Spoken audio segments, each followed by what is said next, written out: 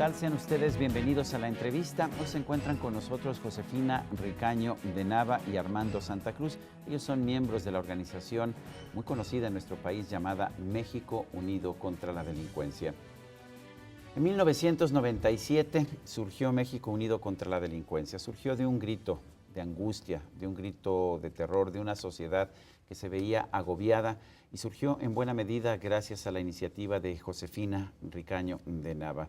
No surgió por azar, no surgió porque simple y sencillamente se le ocurrió, esta es la causa a la que voy a dedicar la vida. Le tocó una tragedia como muchas que ocurren en nuestro país. Su hijo Raúl fue secuestrado y fue asesinado.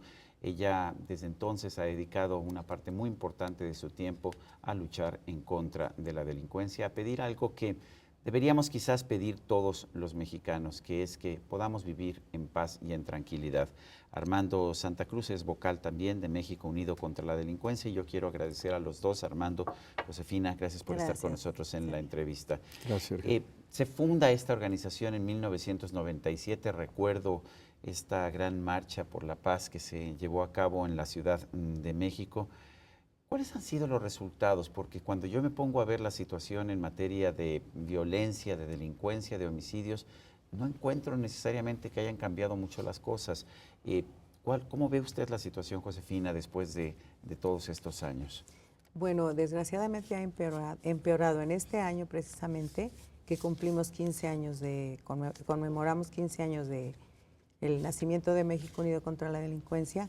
Encontramos precisamente este documento, que fue el primero que se le entregó al doctor Cedillo, que salió también al día siguiente de la primera marcha. Que es fue un desplegado de México Unido contra la Delincuencia al doctor Ernesto Cedillo Ponce de León, entonces presidente constitucional de los Estados Unidos mexicanos, y dice: ya basta.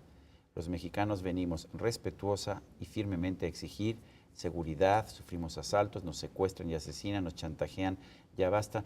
Pues a raíz de eso nos damos cuenta que ahí en este momento que estamos peor en cuanto a cifras.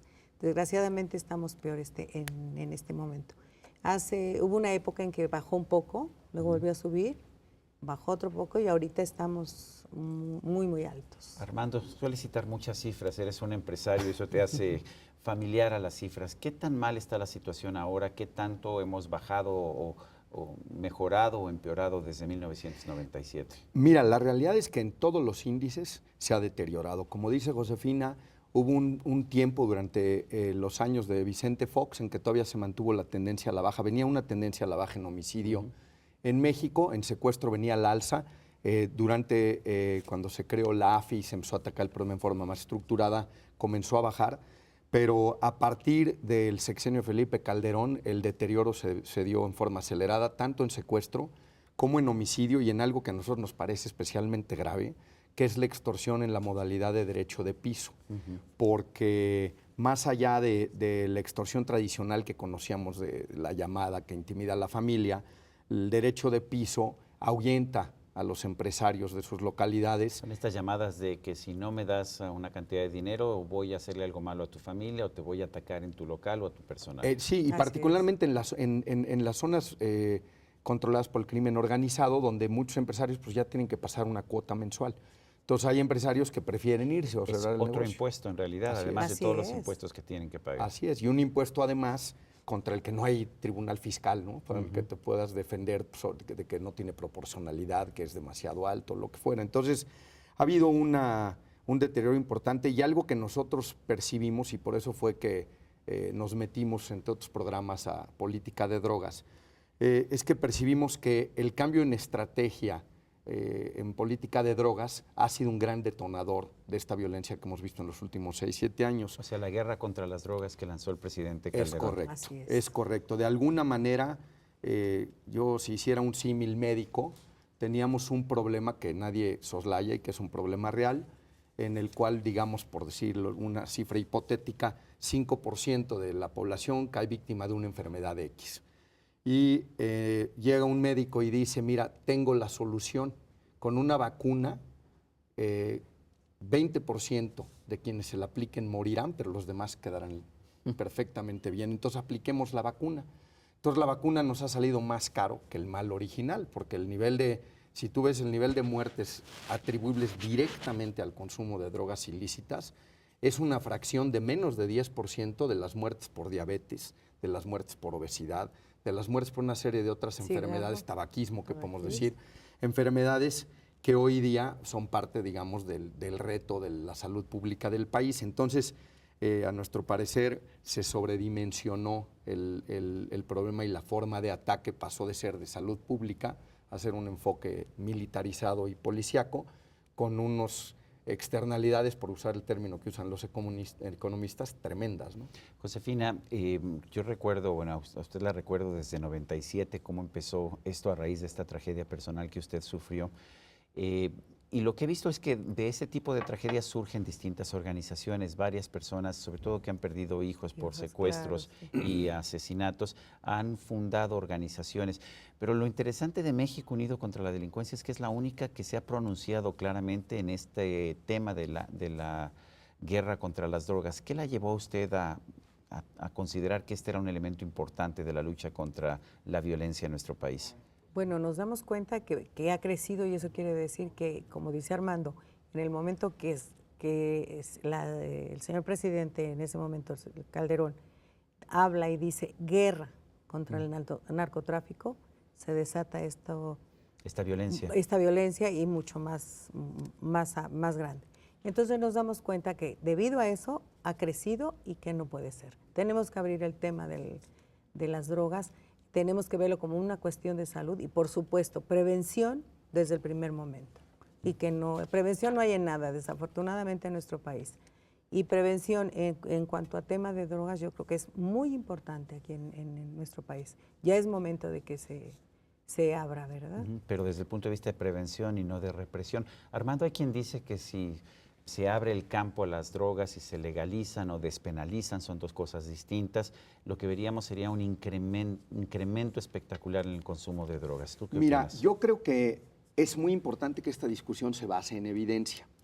Desafortunadamente, la discusión en torno a las drogas tiene un componente ideológico y a veces casi de fervor religioso. O hasta de miedo, ¿no? Bueno, es que no, qué miedo, porque ¿cómo voy a permitir que las drogas lleguen a mis hijos, ¿no? Exactamente. Y curiosamente, bueno, primero que nada, toda esta guerra no ha impedido que las drogas lleguen a los hijos. El consumo se mantiene, ¿no? Así es, y de hecho en Estados Unidos es más fácil para los chavos conseguir marihuana que conseguir alcohol. ¿Por qué? Porque el alcohol está regulado y la marihuana no. La marihuana está en manos del crimen.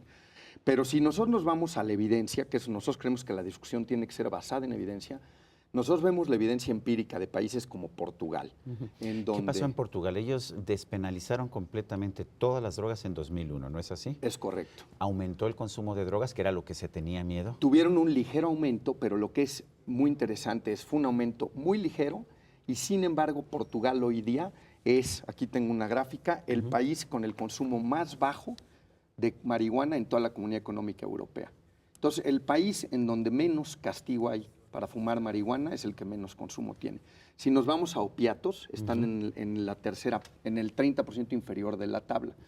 Si nos vamos a países como Holanda, por ejemplo, que también es muy permisivo, Holanda tiene un consumo inferior de todas las drogas que Estados Unidos, por ejemplo. Tiene un consumo inferior de marihuana, de cocaína, de heroína. Mientras que en Estados Unidos siguen estando prohibidas las drogas, por lo menos a nivel federal. Exactamente. Entonces, la pregunta que nos tenemos que hacer es, ¿funciona la estrategia prohibicionista? Y por otro lado, los costos que acarrea son brutales. En Portugal lograron, en los años posteriores al cambio en la política, lograron sacar casi 30% de la población carcelaria.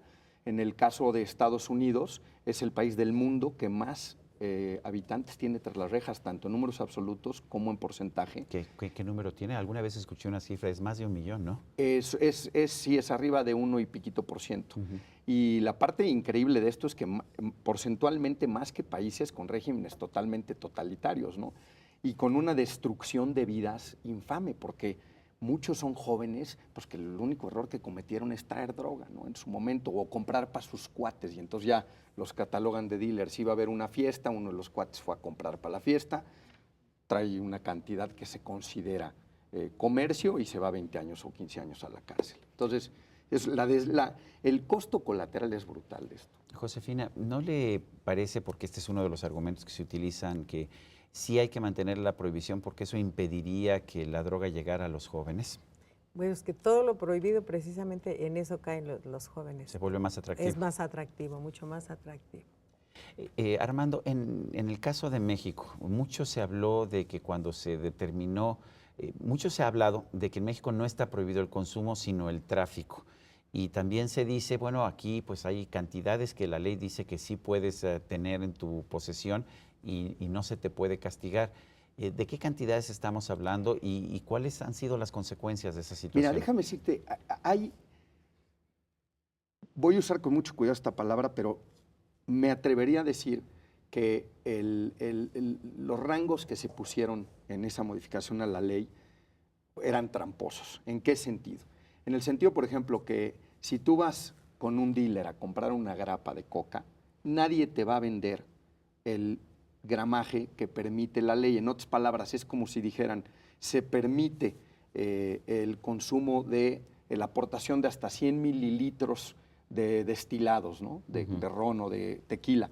No hay presentaciones de 100 mililitros. Vas a la tienda y compras una botella de 750. Entonces, prácticamente por definición, es una discusión teórica el que no esté penalizado, porque Tengo los entendido montos... que es la cantidad por la que se te considera consumidor y no narcotraficante, si no mal recuerdo, es 1 gramo de cocaína y 5 gramos de marihuana. Esto significaría que si alguien tuviera 2 cigarrillos, ¿sería considerado como vendedor de cigarros? Sí, exactamente. Entonces, el problema es, por ejemplo, Portugal, la forma en que lo abordó, es que consideraron el consumo de 10 días. Entonces, ya es una cifra razonable en donde realmente excluyes al consumidor del traficante. Pero nosotros vamos más allá, porque nosotros pensamos que si bien eso es un avance, lo que hay que hacer es quitarle la renta extraordinaria a este negocio que la da la ilegalidad. Y por otro lado, poder regular el negocio, porque en la época de la prohibición nosotros veíamos cómo había gentes que por tomar alcohol se quedaban ciegos o morían porque era un alcohol, adulterado, sí. Porque no estaba regulado por nadie. O sea, hoy quien utiliza drogas no sabe qué se está metiendo. Países más progresistas, digamos, por ejemplo, Suiza. En Suiza, afuera de los raves, hay gente del gobierno. Los raves son fiestas. Las fiestas estas de música electrónica, donde se usa mucho el éxtasis, la tacha, como le dicen en México. Entonces, el gobierno pone gentes para que los jóvenes puedan someter a prueba la droga, para que si van a usar algo, por lo menos usen algo que es relativamente inocuo y no quién sabe qué que le estén dando los dealers. Entonces, hay un tema. Lo que pasa es que se tiene que romper un tabú importante, ¿no? Con el miedo de decir, bueno, pero si hacemos eso vamos a fomentar el consumo. Los países, por ejemplo, como Holanda en algunas partes, Vancouver, Suiza, en donde... Ciudades como Vancouver en Canadá. En Canadá, sí. que han optado, por ejemplo, por proveer droga en lugares limpios para que la gente se inyecte la heroína, han encontrado varios fenómenos muy interesantes. El primero es que se acaban las muertes por sobredosis, cortan de tajo el contacto de HIV y hepatitis C. El número de nuevos adictos se abate dramáticamente, que eso es muy interesante. Lo contrario de lo que se pensaba, porque se pensaba que con esto, con regalar la droga, que es lo que hacen, iba a aumentar el número de adictos, en realidad baja. Mira, nadie quiere ser adicto. Sí. Entonces, si mañana hay clínicas del gobierno en donde se da la heroína, no va a ir la gente corriendo porque ahora ya la dan. Quien es heroinómano tiene un problema y lo sabe, es un esclavo de la droga. Entonces, lo que ha pasado en estos países es, además de lo que ya mencioné, bajó el robo a transeúnte y a casa habitación, porque los adictos ya no tienen que robar para conseguir su droga. Y algo muy interesante, al paso del tiempo los propios adictos piden ayuda, porque ya tienen tiempo de introspección, ya no están a salto de mata viendo a quién asaltan, dónde consiguen la droga. Y algo que yo creo que en este sentido es fundamental es como lo que hicieron aquí algunos fabricantes de automóviles de lujo, que la gente no los compraba porque te robaban el espejo, entonces dijeron, el que venga a la agencia le cambiamos el espejo sin preguntar. Se acabó el robo, entonces el dealer ya no quiere, ya no tiene un incentivo para crear nuevos adictos, porque el nuevo adicto no va a hacer su negocio. Josefina, yo quiero preguntarle, las encuestas nos dicen que la mayoría de los mexicanos están en contra de Así la es. legalización o de la despenalización, que repito, son cosas distintas de las drogas. ¿Qué les dice usted, sobre todo si vamos a considerar que de las personas que nos están viendo en estos momentos, la enorme mayoría de la gente dice, no, yo no quiero que ni se despenalice ni se legalice las drogas? ¿Qué les diría usted como pues, una persona común y corriente, no como un especialista, porque usted siempre ha dicho, no soy un especialista, yo estoy en esto por amor? Así es. ¿Qué les diría usted? Bueno, yo les diría que primero que nada tenemos que informarnos para saber realmente que el daño que hace y prevenir a nuestros jóvenes. Como les decía yo, platicar con los jóvenes. Hay edades en las que uno como padre tiene obligación de que no lleguen a la droga. Pero en el momento en que ellos crecen y tienen edad suficiente, bueno, entonces ya tomarán la decisión. Pero todo lo, como le insisto yo, lo prohibido siempre es lo atractivo para ellos, para los jóvenes, ¿verdad? Yo les diría que se informen más sobre el tema, ¿no?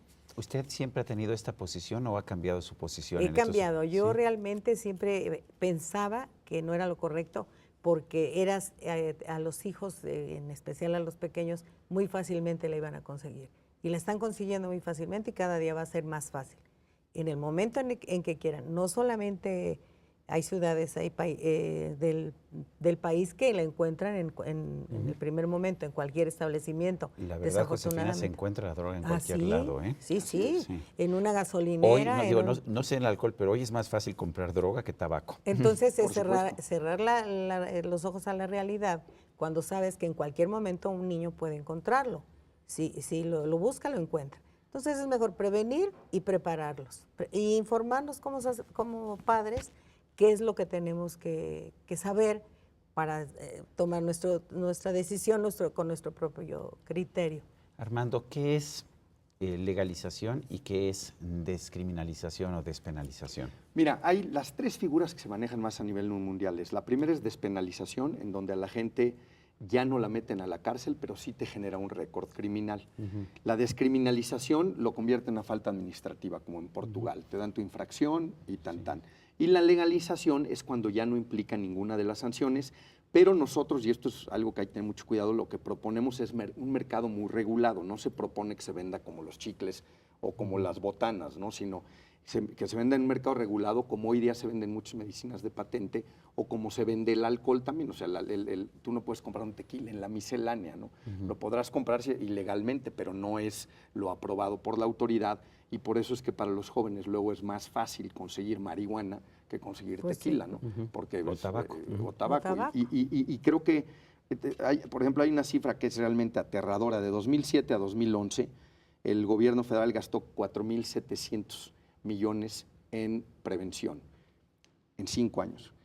En el año 2010 gastó 53.000 millones en seguridad pública. Es decir, más de 50 veces la ecuación prevención-represión era de más de 50 veces, ¿no? Cuando en el tabaco lo que hemos aprendido es mejor hacer un anuncio de esos de, oye, está bien guapa esa chava, hijo, pero huele horrible porque fuma.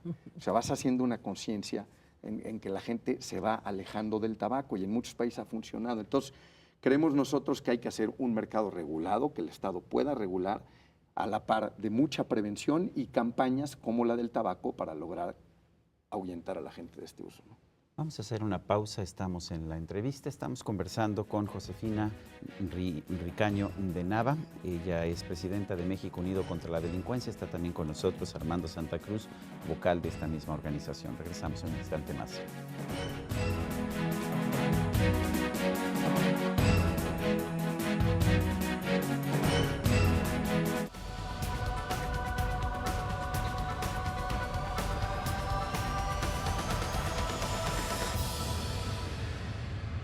Ni los habitantes de la zona rosa sabían que en su entorno había 22 afters, es decir, antros que operaban más allá de los horarios establecidos.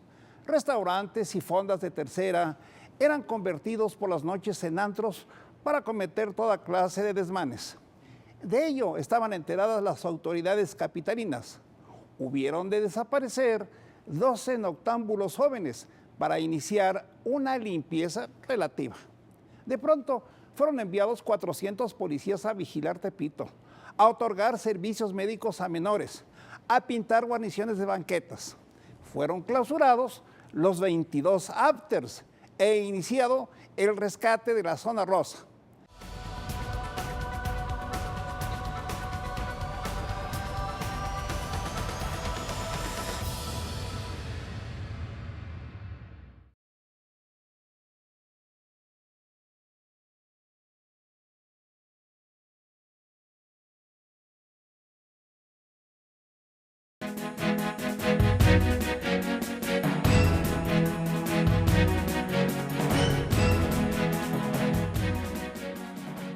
Continuamos en la entrevista, estamos conversando con Armando Santa Cruz y Josefina Ricaño de Nava. Ellos son de la organización México Unido contra la Delincuencia. Tengo entendido que tienen un programa que se llama Programa de Ministerios Públicos. ¿De qué se trata, Josefina? Así es, precisamente el día de ayer con el gobierno del Distrito Federal, que fueron los que nos abrieron el espacio para poder hacer este apoyo realmente es a la ciudadanía. La atención a las víctimas al momento de llegar al Ministerio Público no saben a dónde dirigirse ni qué hacer. Entonces, a mí me ha pasado, o sea, realmente no sabes, y aunque llegues y estés educadito, lo que sea, no sabes ni qué hacer. No sabes. Entonces tenemos unos módulos en varios ministerios públicos. En 73 agencias. ¿En 73? Sí. En el Distrito Federal. En el Distrito Federal, estamos empezando en el Distrito Federal. Es el segundo semestre ya son 2 semestres del año pasado y ahora es el segundo semestre del nuevo convenio que se hizo. Empezamos ayer precisamente para atender a las víctimas y darnos cuenta. Reducir, por ejemplo, el tiempo de espera es muy importante y el tiempo de atención y ha bajado muchísimo. Que los atiendan bien, que haya lo indispensable en los ministerios públicos, porque a veces no tienen ni papel ni muchísimas cosas. No quiero hacer énfasis en eso, pero hemos descubierto muchas cosas que se han mejorado y precisamente el gobierno del Distrito Federal nos abrió las puertas para que nosotros también los apoyemos a ellos en el plan de ayudar, no solamente de criticar, ¿verdad? Es una ayuda a la ciudadanía y al gobierno, diríamos, ¿no? Un apoyo. Me llamaba la atención, Josefina, cuando me decía que usted cambió de punto de vista, pero también algunos mandatarios han cambiado de punto de vista. Vemos al expresidente Ernesto Zedillo, pero también a César Gaviria de Colombia, Fernando Henrique Cardoso de Brasil, pidiendo un cambio en la estrategia, y además hemos visto que se le ha solicitado a la OEA un estudio sobre este tema. ¿Qué nos puedes decir, Armando? Mira, en ese estudio participamos activamente, tanto consiguiendo recursos, porque se tuvo que fondear parte por instancias internacionales y parte con recursos privados, como participando nosotros, participamos en todo el proceso de generación de escenarios. Yo creo que el gran parteaguas de este estudio es que llevamos décadas en que la ONU y todas sus instancias, incluyendo la OEA, estaban apegadas al código prohibicionista y todos los tratados internacionales impiden no solo cambios dentro de las legislaciones locales, sino inclusive el debate. El debate era muy asfixiado. Entonces, es que cada vez que debatía uno, si uno decía es que esto hay que cambiarlo, lo acusaban a uno de estar protegiendo a narcotraficantes. Así es, eres socio de los narcos. Entonces, lo que fue el gran logro, creo yo, de este esquema fue que se juntó gente de todo tipo, 2 semanas en Panamá, 2 semanas completas. Se elaboraron varios escenarios de qué podría pasar en un futuro y participaron desde guerreros duros antidrogas hasta gente que está totalmente fuera de la legalización y en medio gente del sector salud, etcétera. Y la conclusión fue que había que evaluar como un escenario posible el darle un enfoque distinto a la lucha contra las drogas. Y esto creo que es un gran cambio porque literalmente, yo platicaba ayer con las gentes, le digo, es como si en las madrazas de los talibanes de repente decidieran que pues hay que considerar la posibilidad de que las mujeres tengan desarrollo profesional, salud reproductiva y que abramos alcohol de ese tamaño. Es realmente, era un anatema en los organismos multilaterales hablar de esto. Sí, yo sé, ni siquiera hablar, porque lo que veíamos incluso en los documentos de la ONU y todas sus agencias era más bien dogma, dogma, dogma. Es correcto. Entonces, eso creemos que ha sido un gran logro. Ha servido también para que los países abran un poquito su postura. Digo, porque fuera de Uruguay, que tiene la ventaja de que el presidente Mujica tiene una visión muy estadista, donde la opinión pública no le importa. Él lo que hizo es propuso, la opinión pública se opuso y entonces educó a la opinión pública y ahora ya la opinión pública está prácticamente empatada, ¿no? Otto Pérez de Guatemala ha estado también empujándola abiertamente. El presidente Santos ha sido más cauto, pero entre líneas Juan Manuel Santos de Colombia. De Colombia se ve claramente por dónde va, pero creemos que sí ha sido un parteaguas. Y entonces ahora esto ha desatado agenda de juntas posteriores. En el 2014 ya se agendó una junta para decisión en la CICAD y demás. Entonces sí creemos que ha sido un cambio muy importante y que ha abierto digamos, el monólogo que se venía teniendo durante los últimos 50 años. Josefina, recuerdo muy bien cuando se fundó México Unido contra la Delincuencia, sus manifestaciones, sus expresiones. Lo curioso del caso es que veo que ahora ha dedicado una gran cantidad de su tiempo, de sus esfuerzos, de sus recursos, precisamente a tratar de convencer a los gobiernos de que hay que cambiar la estrategia en la guerra contra las drogas. ¿Es tan importante para combatir la delincuencia el modificar esta estrategia?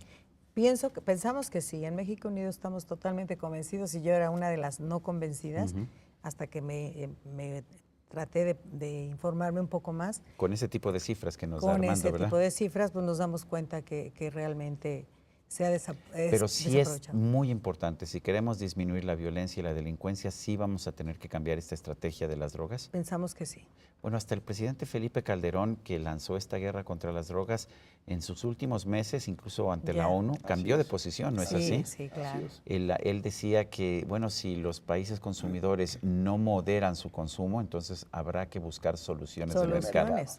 Y lo que significan las soluciones de mercado, ¿qué significan las soluciones de mercado? Pero las soluciones de mercado es, en lugar de reprimirlo, lo que puedes hacer es un mercado de oferta y demanda que lo puedes regular hasta donde tú quieras. O sea, lo que no nos debe dar miedo es que no pensemos que mercado es, como dicen los americanos, un free for all. No es de que pasado mañana llegue el niño a la tiendita y diga, me das 2 grapas y un churro. Para nada. O sea, hoy el niño no puede llegar a la tiendita a decir, me das un Valium y un Prozac, ¿no? O sea, existen mecanismos de regulación y funcionan mucho mejor, por imperfectas que sean las regulaciones estatales, que lo que puedan hacer los criminales organizados. Siempre vamos a estar mejor con una regulación estatal en un mercado que con digamos, los productos fuera del mercado, ¿no? Vamos a hacer una pausa. Estamos en la entrevista, estamos conversando con Josefina Ricaño de Nava, México Unido contra la Delincuencia, y con Armando Santa Cruz de esta misma institución. Regresamos en un momento más.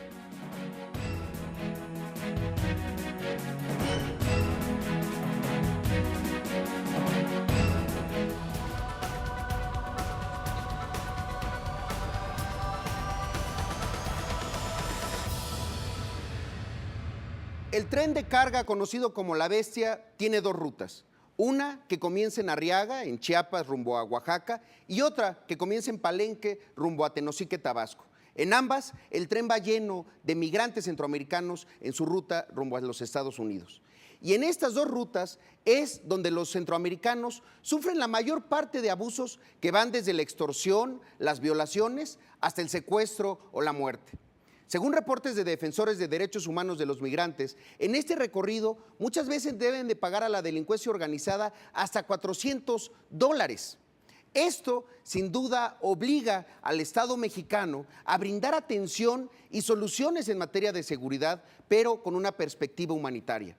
Ya hubo una reunión con este tema entre el presidente Peña Nieto y su homólogo guatemalteco Otto Pérez Molina, y esa es una buena señal, pero las amenazas no han cesado. Recientemente, Rubén Figueroa, colaborador del albergue La 72 en Tenosique, fue objeto de amenazas de muerte, por lo que este defensor tuvo que huir y hoy se desconoce su paradero. Es lamentable que individuos dedicados a tan noble oficio se vean obligados a dejar su labor, pero sobre todo es un fracaso institucional a la hora de no brindarles protección que no puede pasar inadvertido.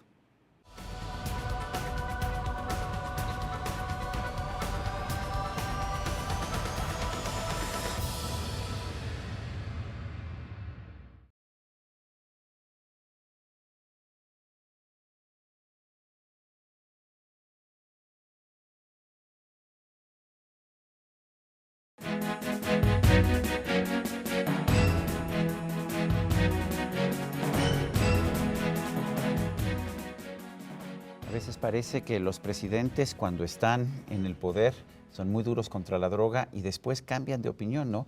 El presidente Felipe Calderón no es el único caso, ¿no es así?